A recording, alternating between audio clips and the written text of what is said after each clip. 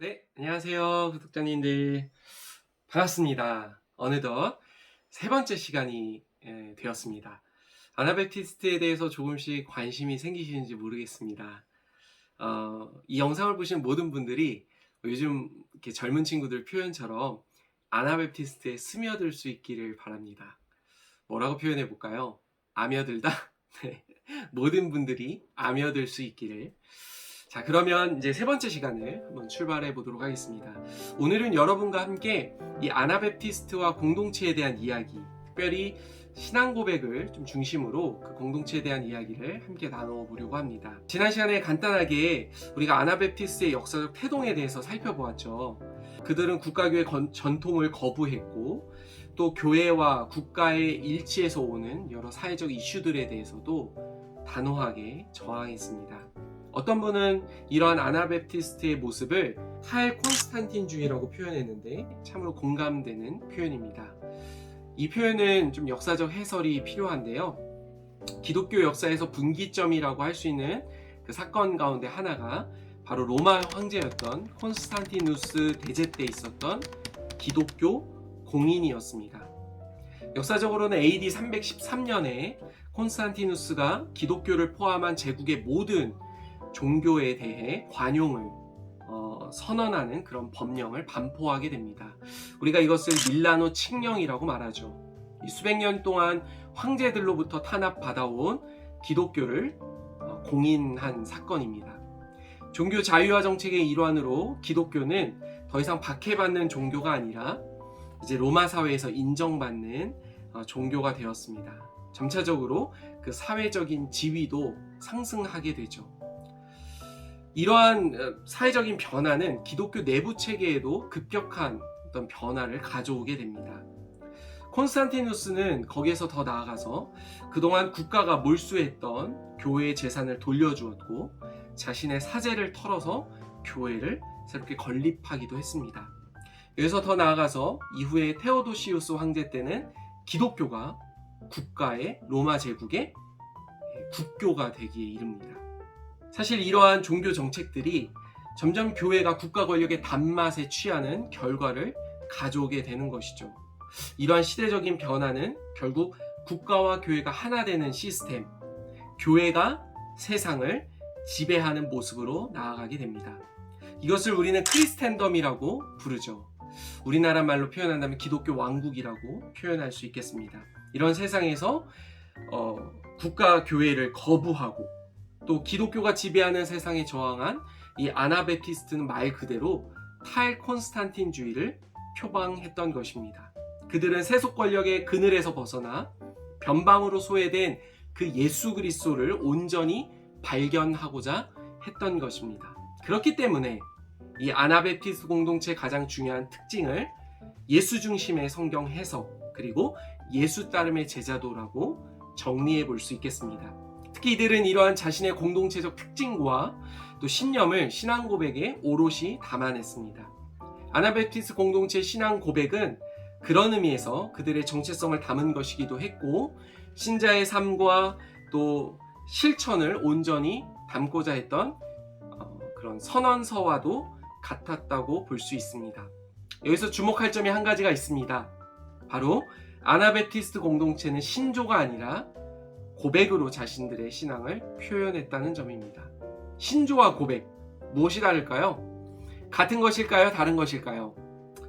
네, 우리가 알고 있는 대표적인 신조가 몇 가지 있죠. 지금도 오늘날에도 공예배 때 우리가 대다수 교회에서 하고 있는 사도신경이 대표적인 것입니다. 그런데 이러한 사도신경 외에도 니케아 신조, 칼케돈 신조, 아타나시우스 신조 등이 있습니다.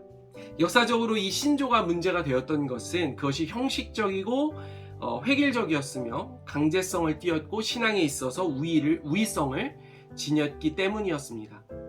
이런 측면에서 허셀 홉스라는 침례교 목회자는 신앙 고백과 신조의 관계를 이렇게 설명했습니다. 신앙 고백이 우리가 무엇을 믿는다는 것을 진술하려고 노력하는 것이라면 신조는 당신이 우리 교회의 일부가 되려면 이것을 믿어야 한다고 말하는 것이다.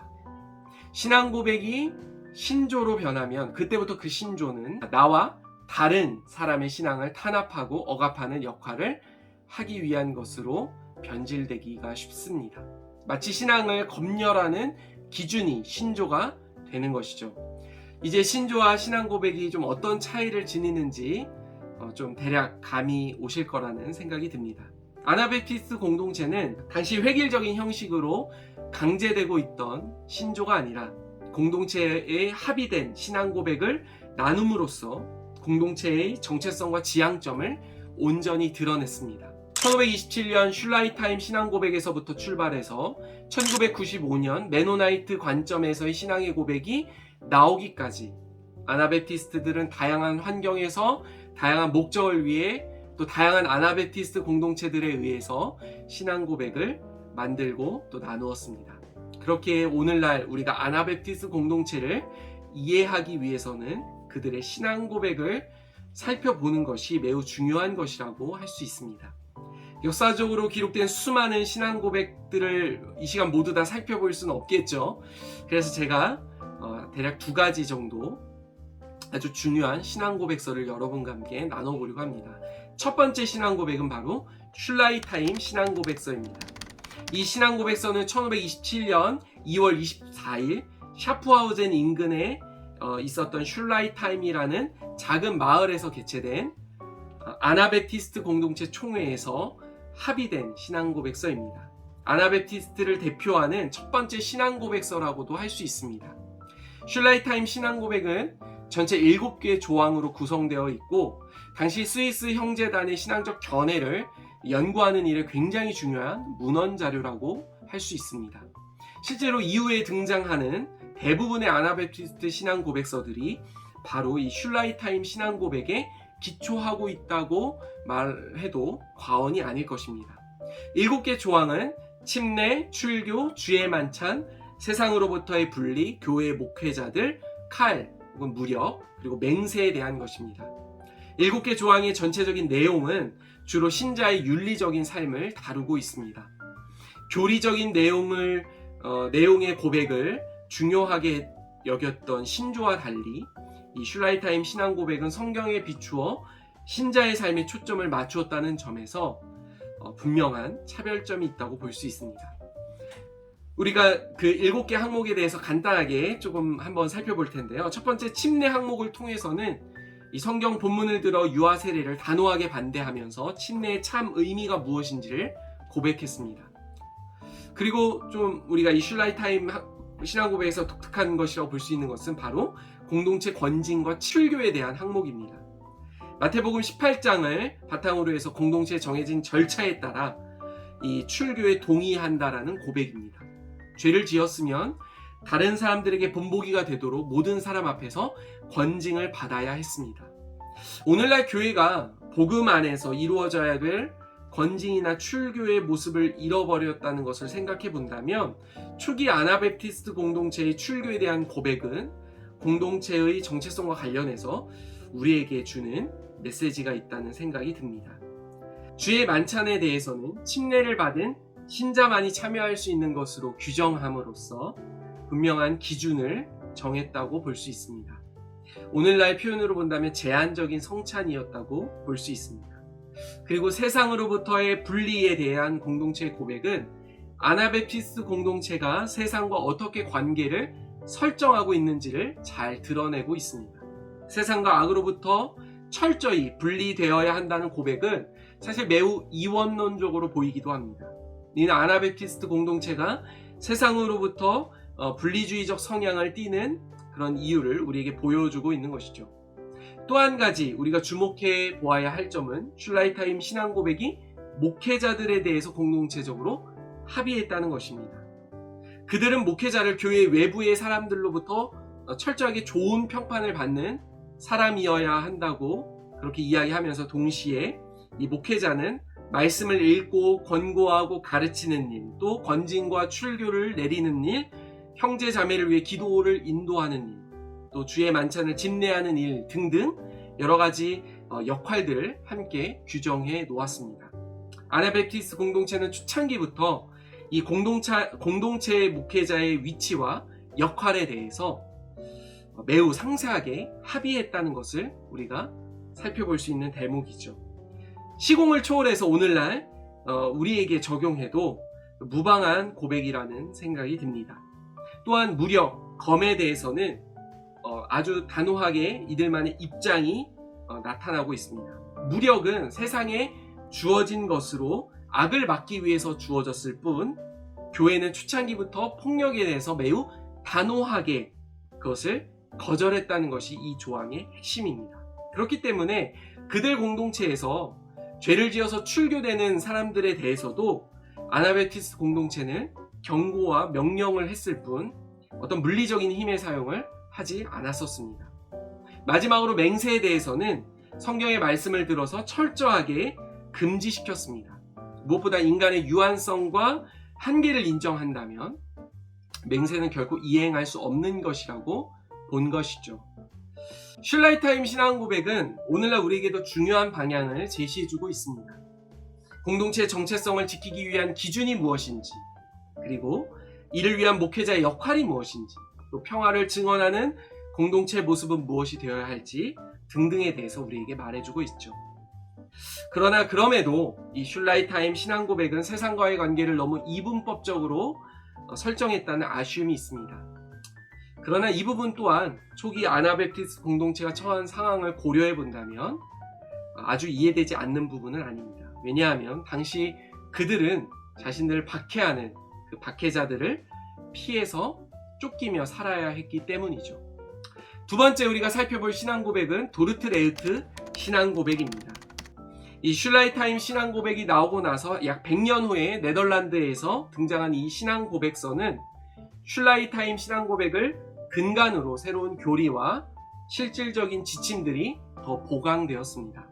도르트 레흐트 신앙 고백은 메노나이트 신앙 고백서들 가운데 가장 영향력이 있었던 신앙 고백서입니다.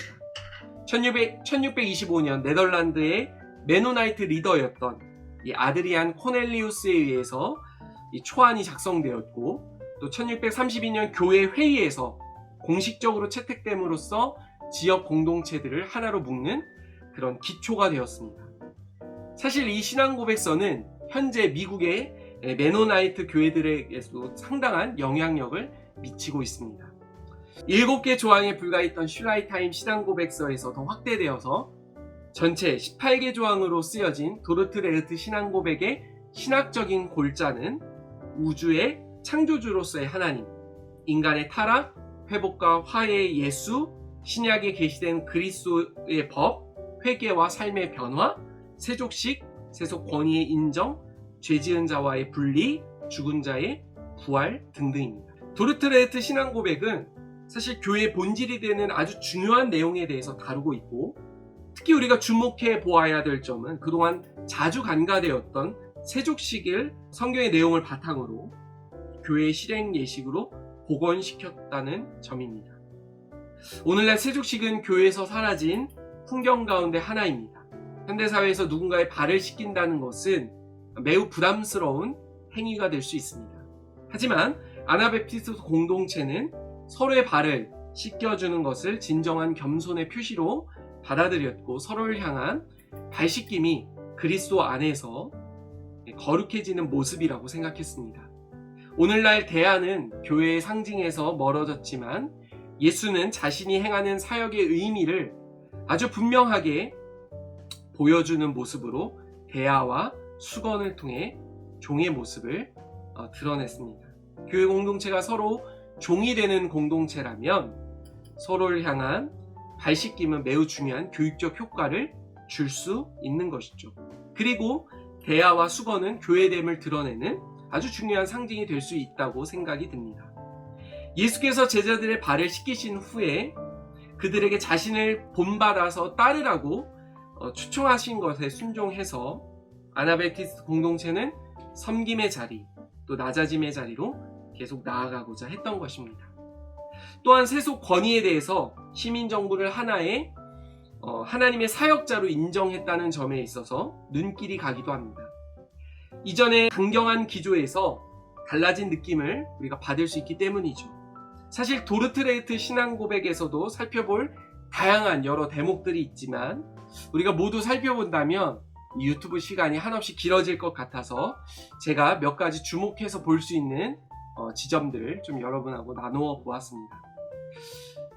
이쯤에서 이제 좀 정리를 해봐야 될 것 같습니다. 여러분 어떠셨나요? 이 신앙 고백서의 내용을 통해서 우리가 살펴본다면 아나베프티스트 공동체는 자신들의 어떤 신앙과 삶, 그리고 공동체의 정체성과 지향점을 신앙 고백에 오롯이 담아내면서 이를 살아가고자 부단히 애를 썼던 사람들이라는 것을 우리가 살펴볼 수 있습니다. 그런 의미에서 그들은 참으로 진실된 그리스도인들이었습니다. 교리의 내용을 단순히 반복했던 그런 형식적인 신조들을 거부하고 그리스도를 따르는 이 공동체와 제자의 삶을 고백으로 온전히 담아내고자 했던 이 아나베프티스트의 신앙이 우리의 마음에 가득 느껴졌던 시간이었습니다. 오늘날 한국교회도 구원의 확신을 의미 없이 반복하는 것에서 벗어나서 예수를 따르는 공동체의 길이 무엇인지를 함께 고민하고 그것을 온전히 우리의 고백 속에 담아낸다면 우리 공동체가 더욱더 건강한 모습으로 나아갈 수 있지 않을까라는 생각도 해보게 됩니다. 다음 시간에는 아나베프티스트의 아버지들에 대해서 살펴보도록 하겠습니다.